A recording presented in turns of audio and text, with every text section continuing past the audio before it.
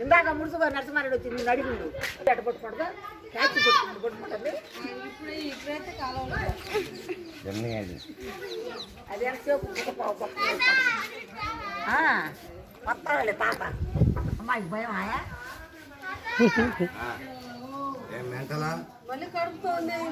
ఏం పాడు ఉండట్టుంది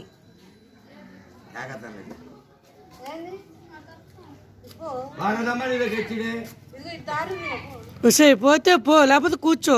అంతేగాని నిన్నేమద్దు అసలు ఆ తిండి నిన్నేమంటే హెచ్చుడే కానీ ఏమేకపడలే పోడా ఏమదలే పోయి